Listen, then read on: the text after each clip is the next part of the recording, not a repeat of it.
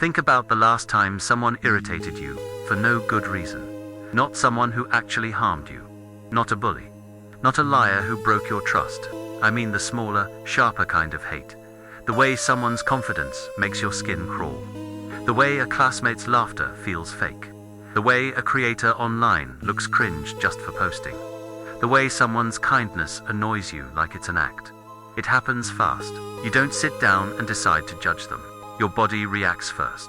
Your stomach tightens. Your eyes roll. Your thumbs type the comment you would never say out loud. You screenshot, you whisper it to a friend. You label them in one word and move on, feeling strangely satisfied, like you just proved something. And you tell yourself it's because you can see through people. They're arrogant, they're desperate, they're attention-seeking, they're weak. They're trying too hard. They're the kind of person you'd never be. Here's the uncomfortable question Jung would want you to sit with. What if the thing you hate is not just about them? What if it's a clue about you? Jung argued that the mind is not a neat, honest place. It's a battlefield of what you show, what you hide, and what you refuse to admit you carry. You have a face you present to the world, the version that gets you accepted, liked, left alone, respected. That face can be smart, funny, .com, unbothered, tough, spiritual, disciplined. Whatever earns you safety, you build it slowly. A joke that lands, a style that gets approval, a tone that makes people back off, a reputation that protects you. You learn what gets you loved, what gets you mocked, what gets you ignored, and without noticing, you start editing yourself. That edited version is what Jung called the persona. A mask, not because you're fake, but because you're human. Every social world demands a role, but the mask has a cost. Because the parts of you that don't fit the role do not get deleted, they get exiled. And the longer they live in exile, the more power they gain over you. Jung called that exiled territory the shadow.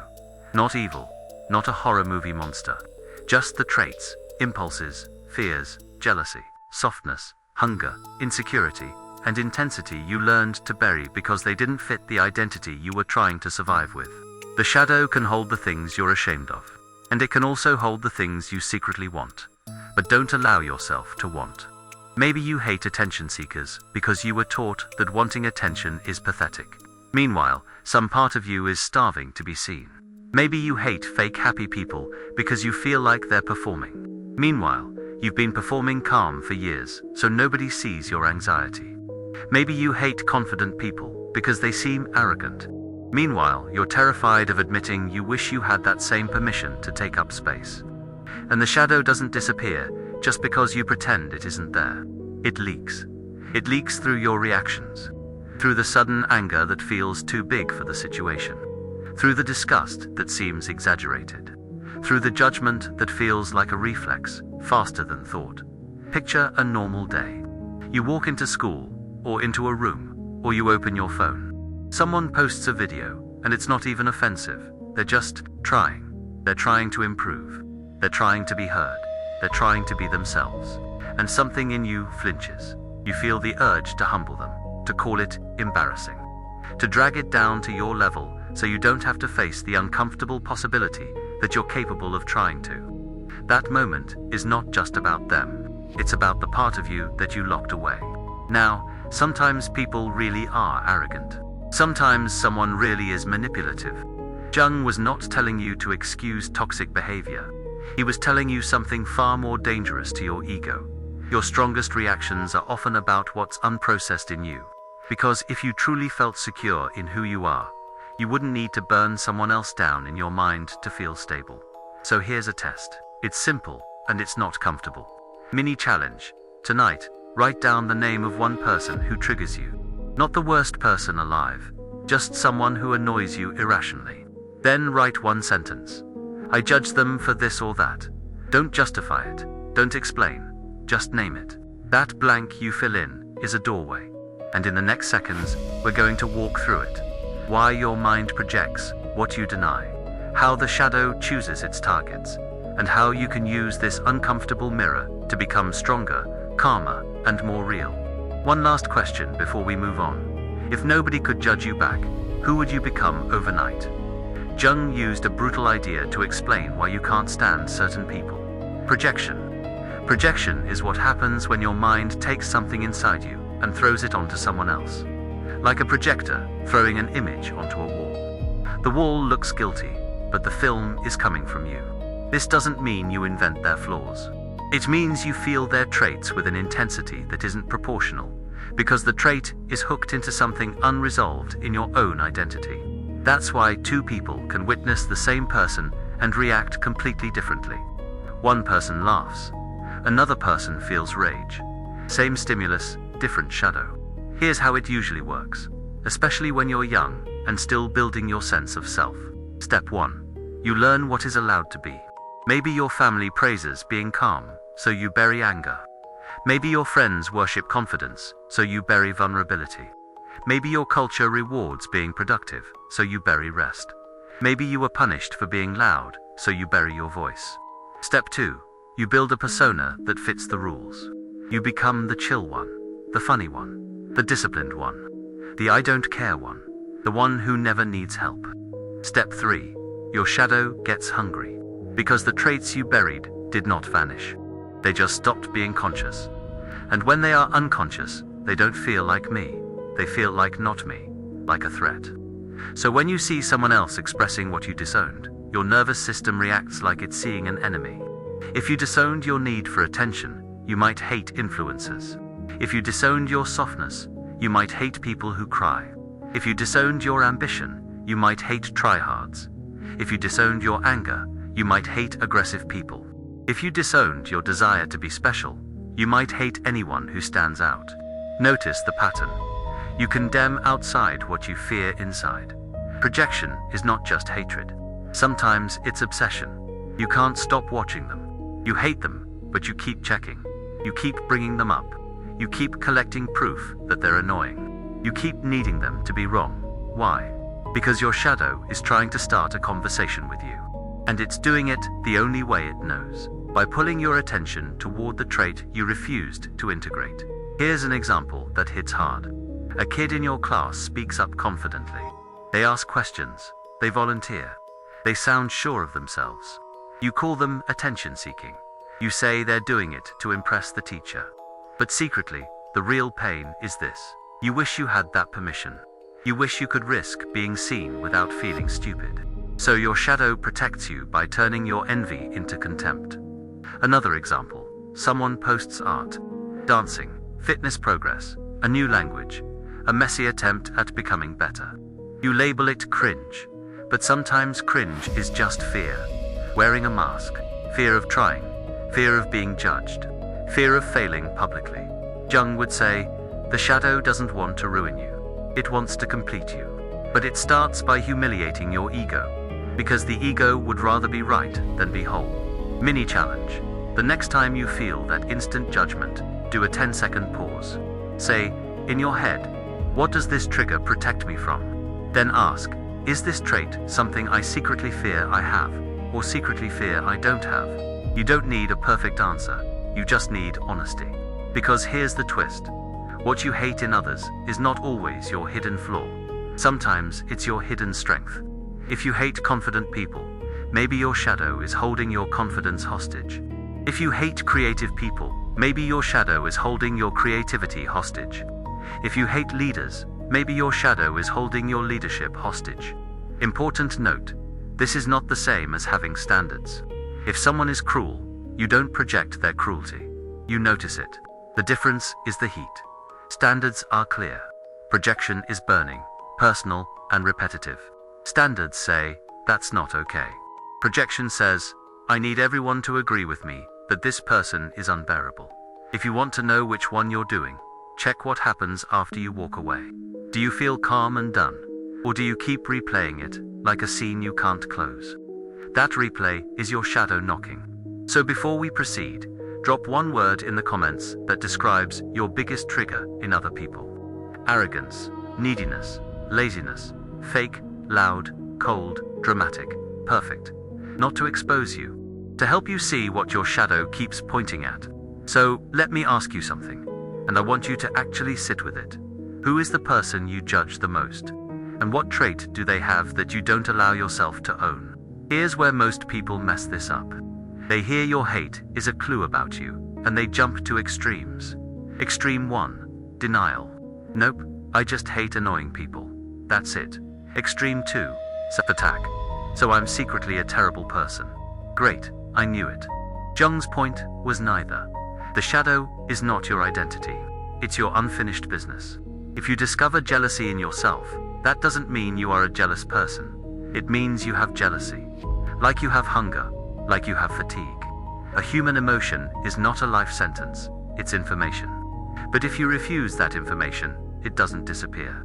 It moves underground, and from there, it starts driving you. That's why people who swear they're never angry sometimes explode over something tiny. That's why people who act too nice sometimes become cruel when they finally feel ignored. That's why people who pretend they don't care about status secretly suffer the most from comparison. The shadow is what you don't want to know about yourself, and the price of not knowing is being controlled by it. So how do you meet it without letting it take over? You do what Jung called making the unconscious conscious. Not by forcing some dramatic confession, not by turning your life into a therapy performance, but by learning to observe your inner reactions like a scientist who refuses to lie. Start with this. Separate the feeling from the story. A feeling is simple. Anger, envy, shame, fear, desire. A story is the movie your mind creates to justify the feeling. They deserved it. I'm better than that. They're so fake, I'd never do that. The story protects your persona. The feeling reveals your shadow. Mini challenge. For the next 3 days, when you judge someone, don't argue with yourself. Just write 2 lines. 1. I felt this or that. 2. My story was this way or that way. That's it. 2 lines. No essays, no guilt spirals. You're training awareness. Now let's go deeper, because Jung would ask, what is the opposite of the trait you hate? If you hate arrogance, maybe you're addicted to being modest, to the point you shrink yourself. If you hate neediness, maybe you're addicted to independence, to the point you never let anyone close. If you hate laziness, maybe you're addicted to productivity, and you don't know how to rest without feeling worthless. If you hate dramatic people, maybe you're addicted to being controlled, and your emotions are trapped behind a locked door. Sometimes the shadow isn't the trait you judge, it's the missing trait you need. And here's the part nobody tells you. Teenagers learn shadows fast. Because at 13, 14, 15, 16, you are surrounded by mirrors. Social media, friends, rankings, attraction. You're constantly learning what gets you clowned, what gets you accepted, what gets you ignored. The persona forms like armor. The shadow forms like a basement. So if you've been acting tough, your shadow might be softness. If you've been acting nice, your shadow might be anger. If you've been acting smart, your shadow might be playfulness. If you've been acting unbothered, your shadow might be desire. And here's the danger. If you keep hating those traits in others, you will keep cutting off parts of your own life. You'll call people cringe and slowly kill your own creativity. You'll call people weak and slowly kill your own ability to love. You'll call people full of themselves and slowly kill your own confidence.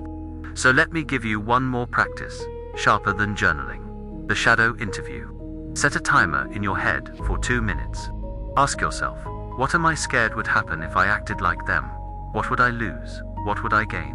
What part of me wants to, but feels ashamed? What part of me is protecting me from pain? This is not about becoming the person you judge. It's about reclaiming what you exiled. And if you're listening to this thinking, this is too much, I'd rather stay comfortable. Cool. Keep scrolling. Don't follow Inside Out. This channel isn't here to make you feel safe in your excuses.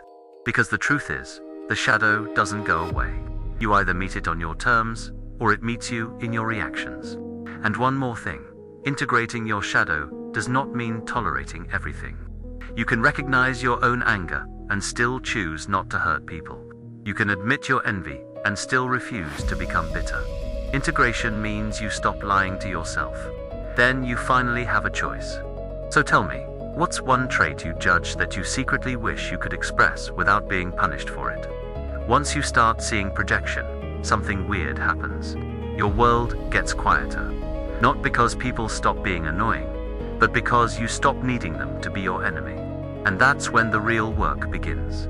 Integration. Integration is not loving your flaws. It's not posting a caption about being imperfect. It's not making your shadow aesthetic. Integration is practical. It's what you do after you notice the pattern. Jung's logic is brutal. If your shadow is showing you a trait, it's asking for a relationship with that trait, not a war. So let's take the triggers and turn them into tasks. If you hate arrogance, your task might be healthy pride, not superiority. Not disrespect. Healthy pride. I did this.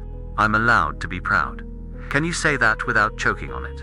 If you hate needy people, your task might be asking for help once, not becoming dependent. Just allowing connection without shame.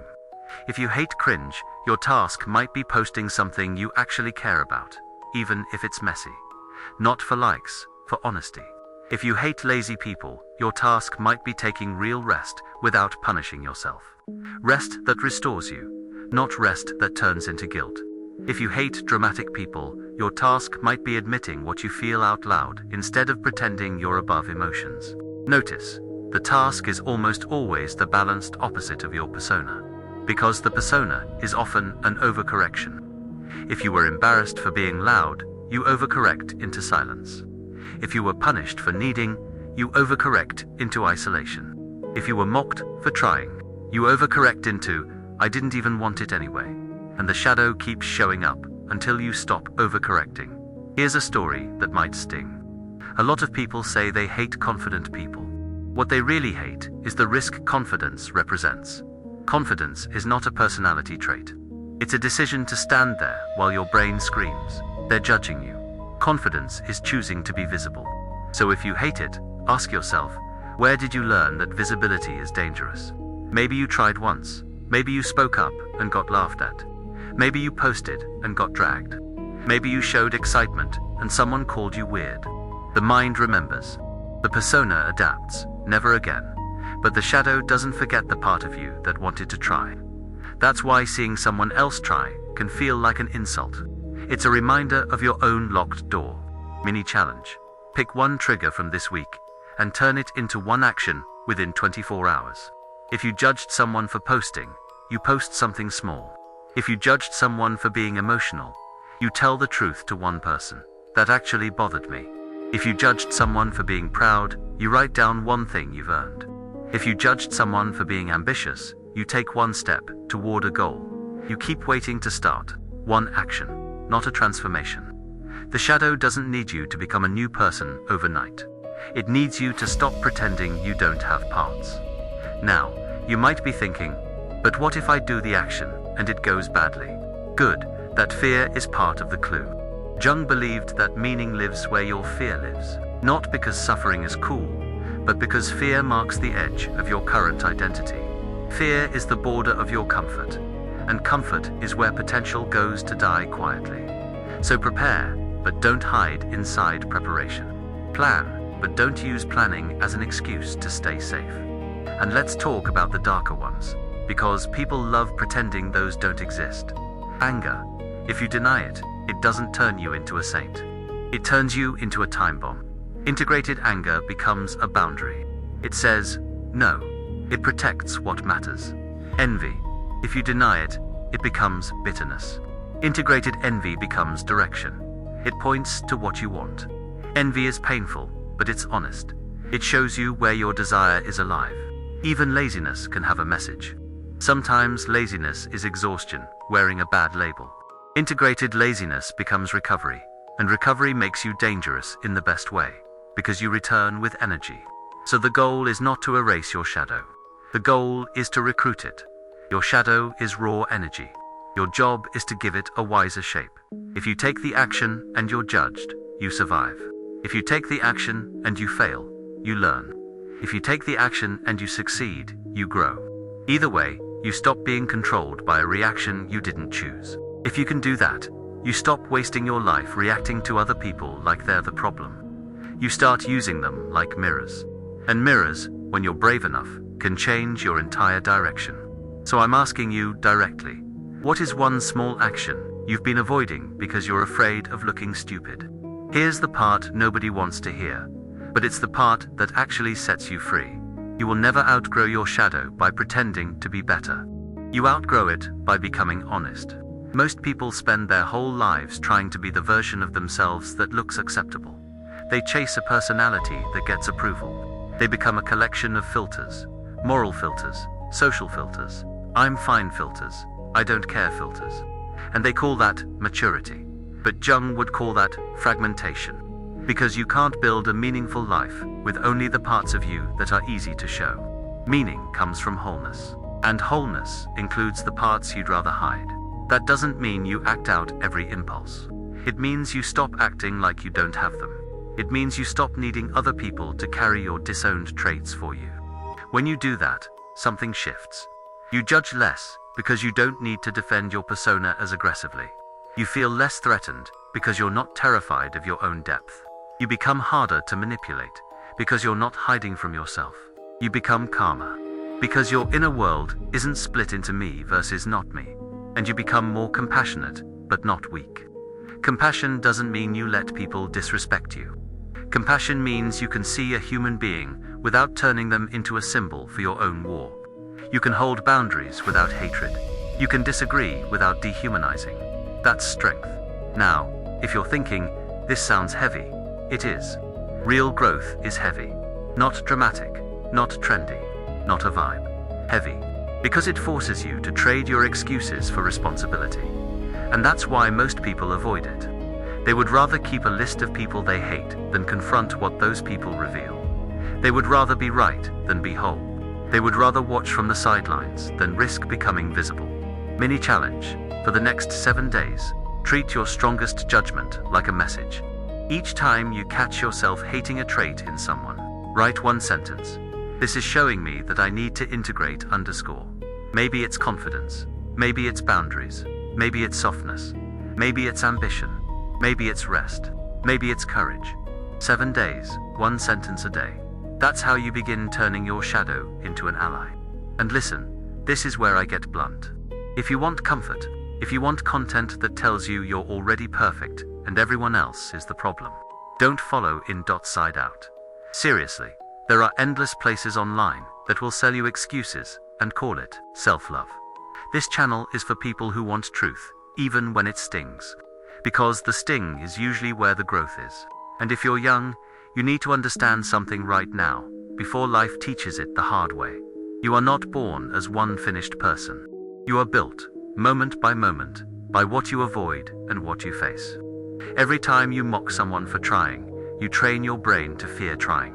Every time you hate someone for being visible, you train your brain to hide. Every time you judge someone for being emotional, you train your brain to go numb. Every time you call someone too much, you train your brain to become not enough. That training becomes your personality if you do it long enough. And then, one day, you wake up older, wondering why you feel empty. Why you don't know what you want. Why you feel like you're living someone else's life, Jung would say. Because you spent years feeding the mask and starving the soul. So take this seriously. Your reactions are shaping you. The person you become isn't decided by one big heroic moment. It's decided by the small, daily choices. The pause before you judge. The courage to be honest. The willingness to risk being seen. If you want a life with meaning, start here. Not with a perfect plan, with a truthful mirror. Because the shadow is not your enemy, it's your missing piece. And once you stop throwing that missing piece onto other people, you can finally use it to build something real. Real confidence, real relationships, real discipline, real creativity, real purpose. So here's the final question, and I want you to answer it in the comments like you mean it. What is the trait you judge most in other people? And what would your life look like if you integrated the healthy version of that trait into yourself? Say the trait, then say the first small action you're willing to take this week. Who do you judge? Because they remind you of the person you're afraid to become. And who do you judge? Because they remind you of the person you secretly want to become. Pick one, name it, then do one small action. That's how you stop living as a reaction. That's how you start living as a choice.